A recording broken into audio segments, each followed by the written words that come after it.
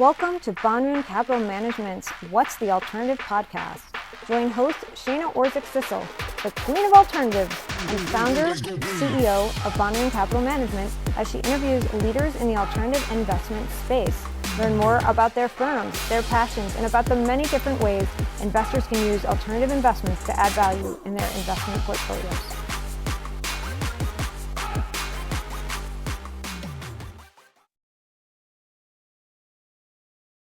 Welcome, everyone. This is our inaugural episode of What's the Alternative, where we help introduce you to the managers on our platform. We want you to get to know the types of investment strategies and the types of people that you will have the opportunity to work with when you work with Banrion Capital Management. And I am very excited to introduce Phil Toews, Felipe, if you are more affectionately known, who is one of our first asset managers that joined the platform.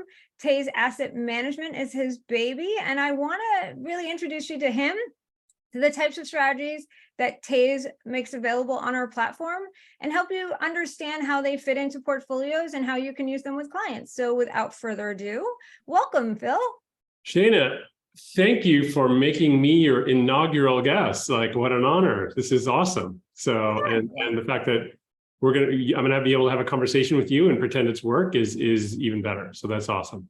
Awesome. Well, Phil and I go way back. I actually had the opportunity to work directly with him and his team when I worked at Orion. And so I've been very familiar with their strategies for quite some time, but what I don't have a lot of insight in, and I think our listeners would love to learn about, is sort of what brought you into this field, what drove you to start Toews, and what are you, what led to your passion in the way that you invest? Because we'll get into it later, but how you invest is really unique. Yeah, well, so it began organically at a firm that was an investment advisory firm that also worked directly with clients out in the suburbs of Philadelphia on the main line, for those of you that know that area. That firm was run by a president, and we had primarily, we had primarily pre-retired clients, and this was in the era of the 200-page financial plan. So we're going way back now to the early 90s. But when we would run these 200-page financial plans, what we would consistently see is a couple of things. One, everyone needed to be in equities pretty much because although it was an affluent area, they didn't have enough money to just park it into fixed income and make it work. But the second thing we realized is that they wouldn't be able to afford going through an extended bear market. And that was the thing we were focused on at that financial planning firm. So what we did all the way back in early 1990 was build the first iteration of trend following algorithms that attempt to allow our investors at that firm access to the stock market, but with a system for attempting to de-risk. And so the inception of basically everything that we do as a company began as a way of trying to take these sometimes unwieldy investments, including stocks, which can move down for extended periods of time, and making them more suitable or a product that's more suitable for helping them navigate retirement. So I love that, because I think a lot of people remember like portfolio insurance in the early 80s and sort of how this kind of developed from that. And this is sort of a better way to kind of address some of the concerns that came from that. But what I really want to do is, I think you have a really unique background, like prior to even getting into the industry. And I think that really helps people get to know like what makes you awesome, because it is so unique. So what kind of led you into finance? And can you give us like a little peek into like little Phil before he got into the business, and kind of how unique your growing up was? Well, so we're going back that far. Oh, okay. Yeah, we're going back that far. So we're going back to the 90s. Okay, we'll go there. So yeah, I'm sitting here in New York City in Flatiron at 20th and Broadway. And I came here through osmosis. That's how I arrived in New York City. But I began in Kansas, in a small town in the middle of nowhere, a town, Liberal, Kansas. I was raised as a Mennonite. So we were very frugal. There was no dancing allowed. I think that may have changed when I entered junior high. So it was this unique upbringing of frugality and concern about really, I think, integrity and also being very careful with your money. I think maybe that, and with the things that you had, maybe that is part of what helped curate that initial asset management program when I finally did get into the business. Yeah, no, I think that's interesting. First off, you live like a real life Footloose. But also, I think one of the things that I always find interesting is how people's upbringing and their relationship with money can really drive the way that they invest. And I think that that's especially true with you, which is why I wanted to make sure we highlighted that, because I also think that that's a really unique thing. Most people think money managers are, New Yorkers and grew up in the Northeast and like they've always been exposed to that. But I, like you, did not grow up that way. And I think that helps people kind of get to know the fact that there are people of all shapes and sizes and backgrounds and upbringings that come into this business and have success. And a lot of that initial way that we were raised does help drive the way that we run our businesses and how we run money. So I think that's really unique about you. And I wanted to make sure we highlighted that. As you were talking, I was realizing that being in Kansas and then sort of having everyone think a certain way and then wake up to sort of the broader world. And I think it gives you more comfort with being a contrarian, because you're like, everyone's like got this one way of thinking, right? Where I was raised. And like, once you see that, there are broader ways.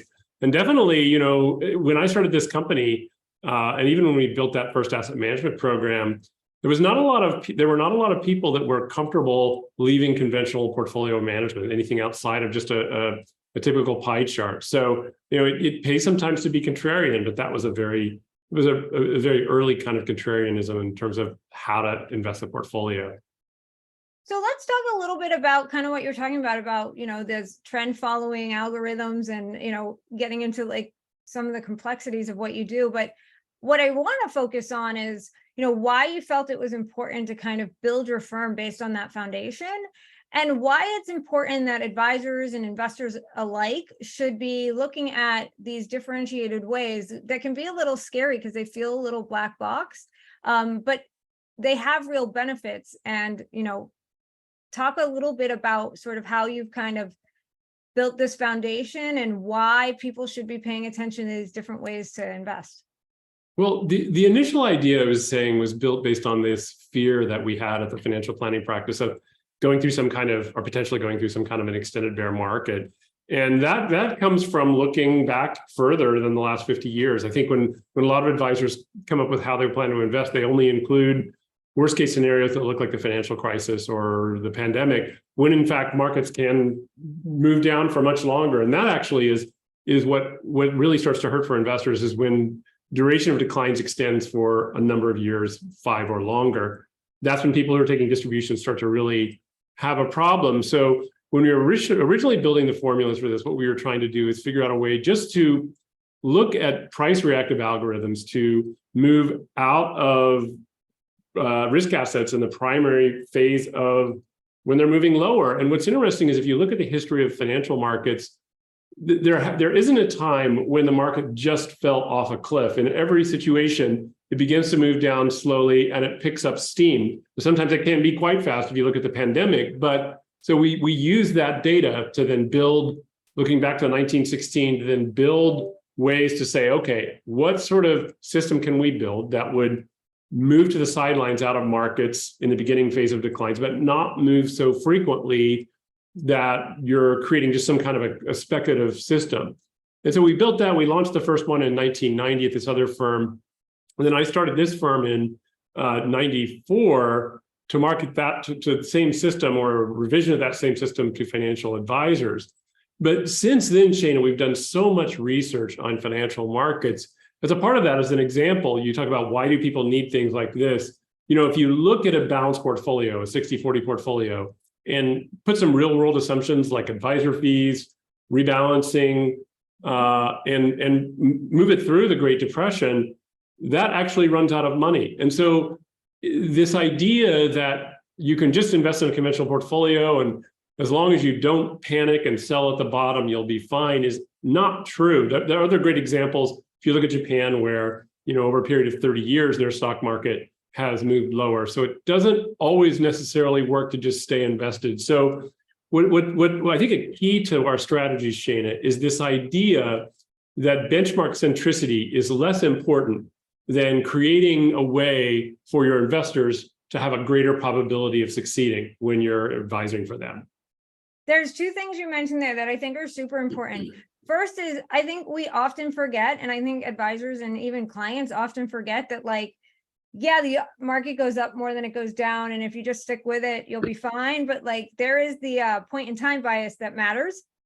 It's all well and good unless you were about to retire on that one, that month where the market turned, and then there, 6 months or 9 months of recovery. Right. It's all well and good, but you have to think about those things, because that does happen, and it does, as you pointed out with your Great Depression example, result in having to think about different ways to invest. But the other thing I think you said that I think is really interesting, I'd love to have you elaborate on it, is, the famous saying, and I say it all the time, it's time in the market, not timing the market. And this is a little bit different than that. But I think what you guys bring to the table, which is the important part, is when we say time in, not timing, we're basically looking at the behavioral aspect of, once somebody pulls themselves out of the market, they have a really hard time going back in.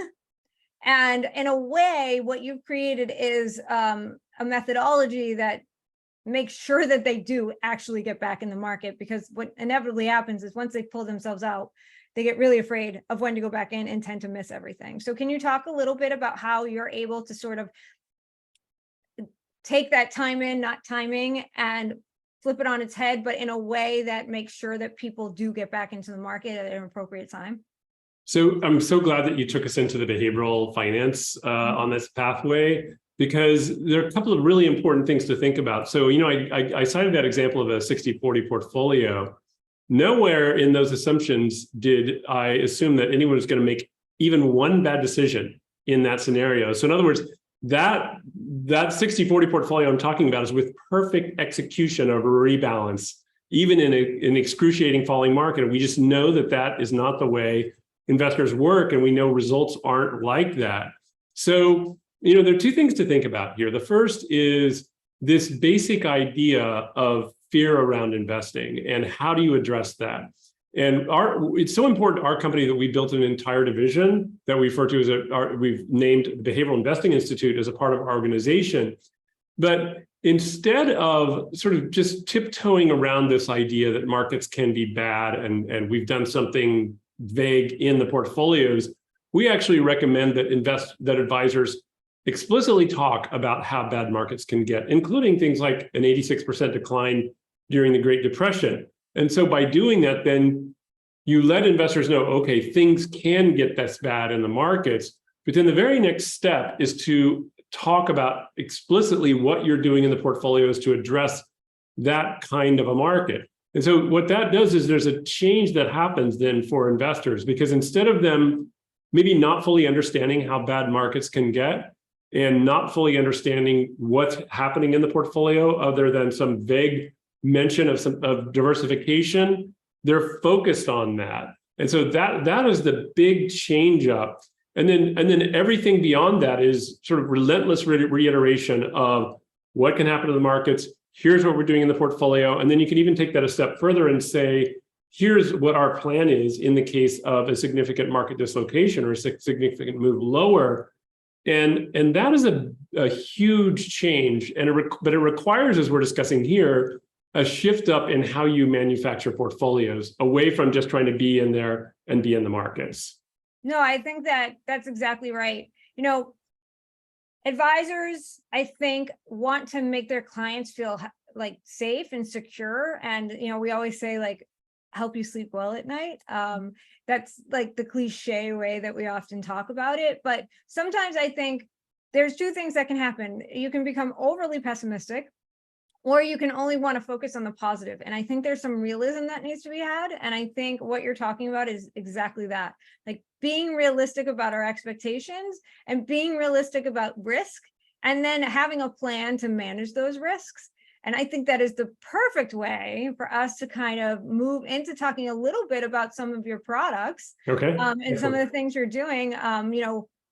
I am a user, and we use in our models here at Banrion, one of your ETFs, MRSK, which is a managed risk blueprint.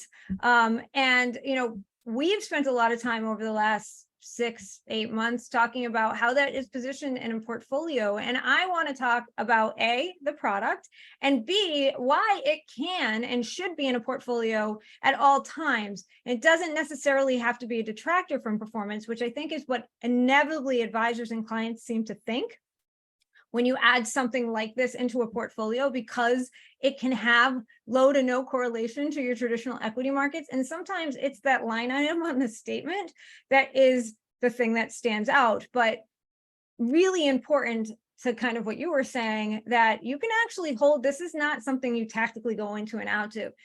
This actually can add value no matter the market conditions, even when markets are going up, and really does pay off when things get a little hairy. So why don't we talk a little bit about that particular product and sort of how, especially in markets like we're in today, where there's a lot of uncertainty and it looks like everything's rosy, but we all know, you and I are on TV all the time. We talk about this all the time. You can't slow inflation without slowing growth. That is a virtual impossible thing. Like, the whole point is, if you're slowing inflation, you are slowing growth. So that means growth is slowing. And that means, despite the fact the market has performed exceedingly well, it doesn't mean it's going to perform like that forever, because things are going to start to really take effect in terms of Fed policy. So let's kind of start from there and that foundation, and why a product like MRSK in particular can be a core portfolio holding at all times. Excellent. Okay, did you want to ask a question, or should I just go? Okay, I'm going to introduce the product first of all. So I talked a little bit about our trend following algorithms, and we have a suite of mutual funds, 6 mutual funds that we launched back in 2010. We have separate account performance that goes back to 1996, Shana. So before, that's when I graduated from high school. Okay, good. You're lively. I'm making you feel older. Okay, so but what we did about 7 years ago is we began to do some research on different ways of trying to deliver the same return profile that we had with our trend following algorithms. And we were particularly interested in looking to options to see if there's a way we could use options to attempt to significantly carve off the left tail risk, but also allow access to gains. And so what we ended up launching, that we have separate accounts now of over 5 years. And you mentioned MRSK, that has a track record that goes back. We just got our 3-year number, and we rang the closing bell at the New York Stock Exchange about a week and a half ago to celebrate that. But what that was, a relatively simple construct. And what it is its base product is based on just the S&P 500. So you have a full notional ownership of the S&P 500, but then you have an option that's a further out leap contract for full notional value. And that option is the primary hedging mechanism to attempt to address the possibilities the markets move lower. And so very, very much unlike buffer ETFs, where you can fall through a floor and now you're re-exposed to the market.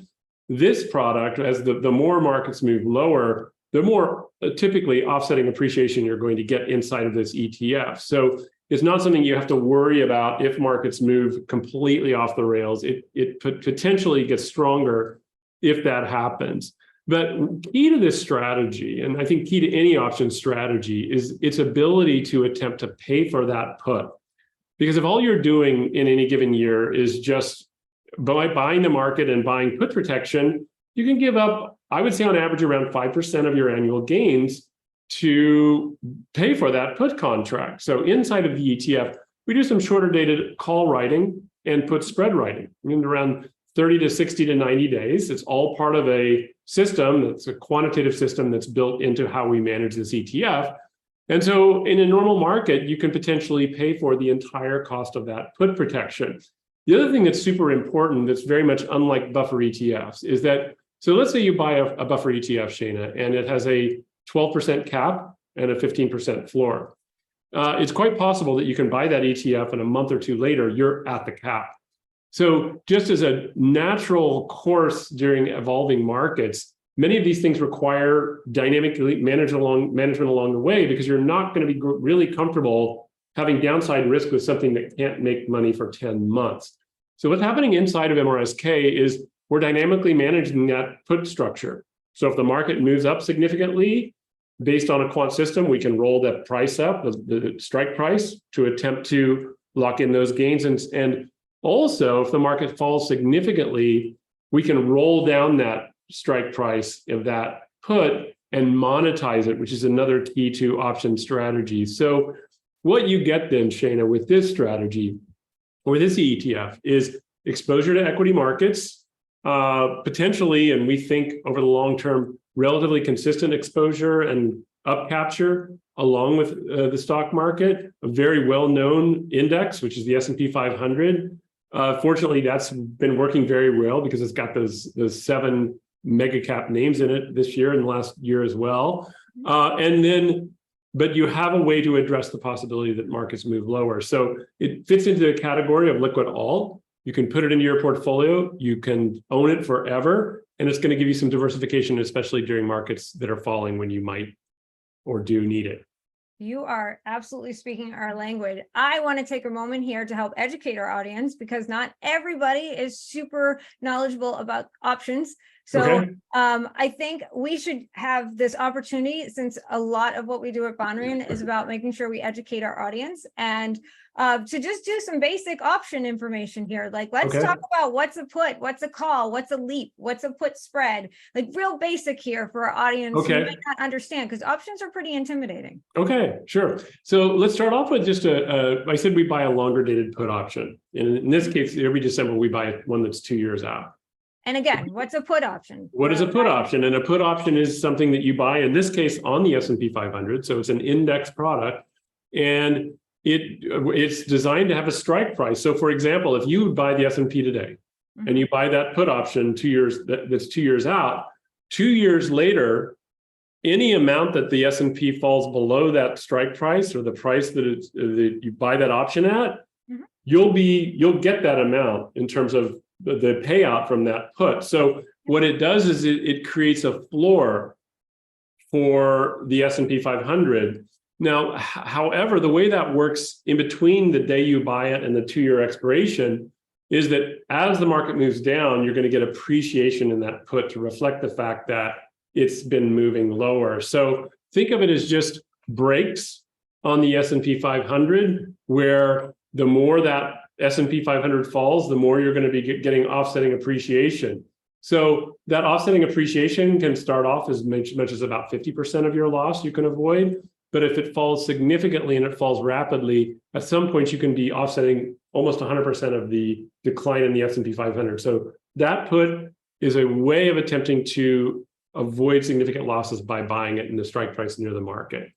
I think that is an awesome way to explain it. You know, when people think of puts and calls, and we can get a little bit into call options as well, you know, understanding that puts are really meant to be a floor, and calls are really meant to be a ceiling, is a great way to kind of think about it. And whether you buy or sell does matter, because if you're buying, it's the right to purchase whatever at the strike price. Or to sell at the strike price if it's a put. And if it's the other way around, you're getting a premium and you're betting that doesn't happen. And I think that's an important kind of basic understanding. And you had mentioned leaps. And I think that, you know, even if somebody does understand puts and calls, leaps is kind of a different animal as well. And there are a lot of products in the market that do investing using different types of leap strategies. So can you kind of walk us through what a leap is? So leap just means a longer dated expiration rather than a shorter dated expiration. So when we say we buy a leap, it means you're leaping out on the calendar. In our case, we go out 2 years rather than the shorter dated options, which are not leaps, the 60, 30, and 90-day options where we do some selling that are shorter, so they're not leaping out on the calendar. Yep. So I think it's a really important thing for like investors to just understand the basics, because like I said, I think options can be overall very intimidating to a lot of people. But quite frankly, you know, when you kind of bring them down to like the foundation of what they are, they're actually not that confusing and they have real value. They can also tell you a little something about the market. Maybe you can kind of touch on how option pricing and how they trade can actually tell us something about, you know, investor sentiment and bring back in that behavioral finance aspect of it, because option action is often considered some sort of indicator to, you know, what's going on in the market and how investors are feeling. So here's something that's sort of fascinating in terms of how options are priced, because Going all the way back to starting this company, what's so interesting is that when markets are at or near their peak, when they've been having a bull market for years or even a decade or so, it's when risk is perceived to be the lowest, right? When in fact, that's when risk is the highest after you've just had an extended bull market. It's so like the earthquake example in California, right? Like nobody wants to have earthquake insurance until there's an earthquake, then everybody wants it. And that's exactly when your risk is probably the least.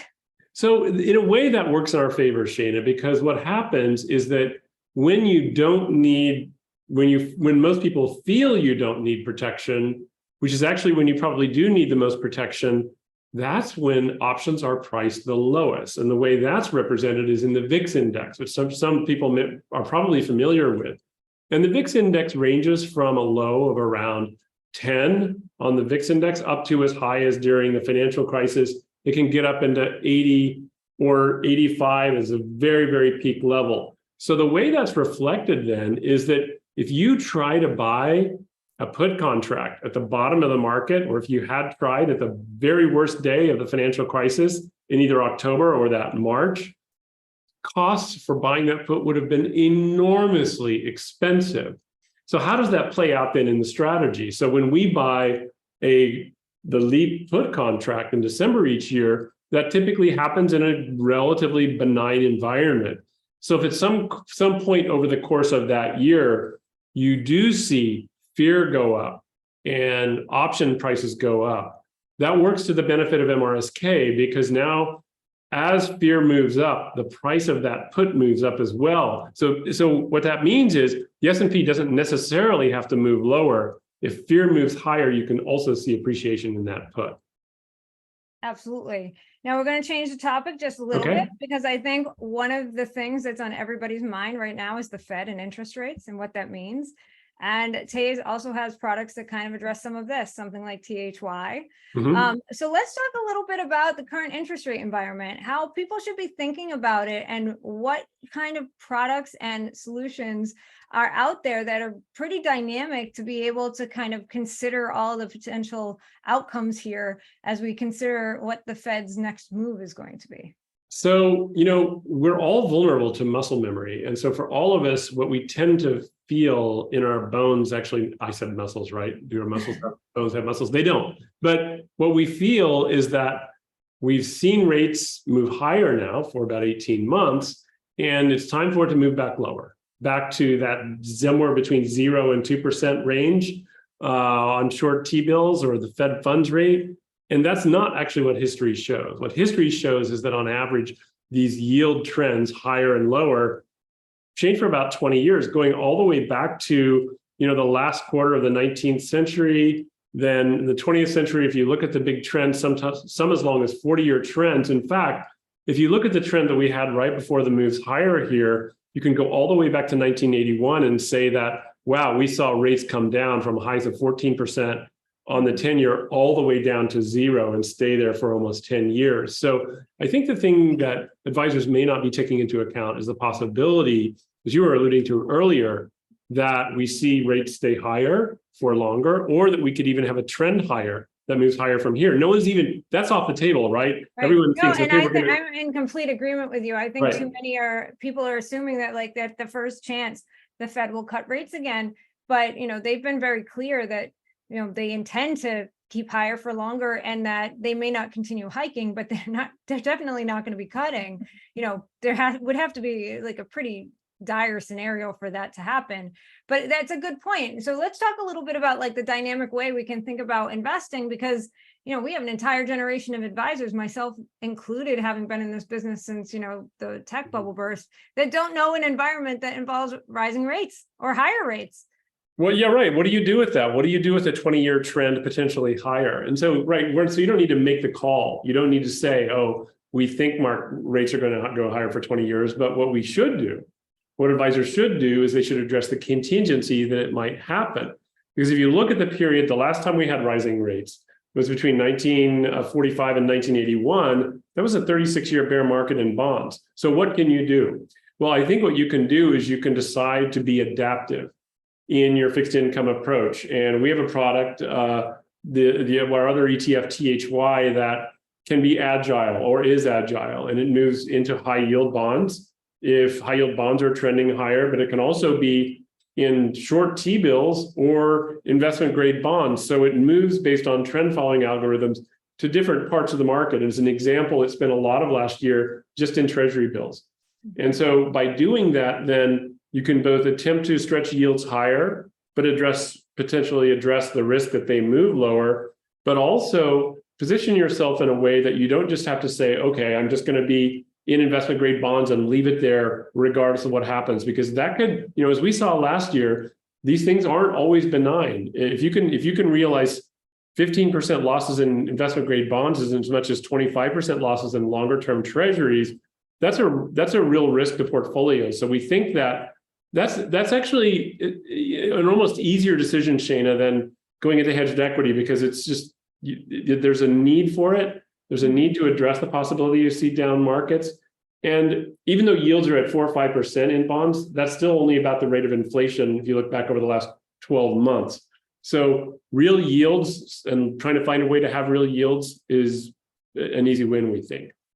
Yeah, I think that's really important to note. I think overall, and you pointed this out, investors are much more comfortable being a little bit different and how they allocate to fixed income than they are with equity, because more often than not, if you're not totally in the market when the market goes straight up, you feel like you lost something. But in the fixed income markets, it's a little more nuanced than that. And since the returns never are really all that sexy, people tend to be slightly more comfortable going and doing things a little bit different in fixed income, in particular being more active in fixed income. I think there's a number of studies, and maybe you can tell me if I'm wrong here, that show that active fixed income actually tends, unlike inactive equity, tends to actually be a better idea. And there's more opportunities, I think, to look at fixed income in a different way. Yes, absolutely. And I think then, but if you want to back off then based on the things that we've been talking about, which is a hedged equity approach to address equity contingencies and a fixed income approach, it goes all the way back to what I was originally talking about, which is thinking about portfolios and portfolio construction from a investor first perspective, where investors have certain needs based on distribution and growth. And if you focus on that and address contingencies around all kinds of markets, now you can approach that investor and say, look, this is a way to manage through both inflationary or rising interest rate times, but also times where risk assets and stocks are starting to move lower or don't move higher necessarily. Yeah. And, at the end of the day, that's the goal, right? Is to help our clients, to be cliche, sleep well at night and to meet their goals. And these are the types of products that actually can help you do that better. And so I'm glad that I was able to have you on as our inaugural guest for our very first show. I hope our audience enjoyed this as much as I did, and hopefully you learned a little something along the way. Thank you, Phil, for joining us today. And if you like this show, make sure you subscribe, leave a comment. And if you want to learn more about Phil and the team at Toews Asset Management or any of the products that they have, we'll leave the information in our show notes, and make sure that you can get in touch with the team. So thank you again, Phil, for your time. I really appreciate it. Have a great day. Awesome. Thanks, Shana. The opinions expressed on the What's the Alternative podcast are for general informational purposes only and are not intended to provide specific advice or recommendations for any individual or in any specific security. This is only intended to provide education about the financial industry. To determine which investments may be appropriate for you, consult with financial advisors prior to investing. Any past performance discussed during this podcast is no guarantee of future results. The guests featured on this program are participants on Banrion Capital Management's platform. As such, Banrion may receive payment for their participation as a platform partner. Any indices referenced for comparison are unmanaged and cannot be invested into directly. As always, please remember investing involves risk and possible loss of principal capital. Please seek advice from a licensed investment professional. Investments are not FDIC insured, nor are they deposits of or guarantees by a bank or any other entity, so they may lose value. Investors should carefully consider investment objectives, risks, charges, and expenses. This and other important information is contained in the fund prospectus and summary prospectuses, which can be obtained from a financial professional and should be read carefully before investing.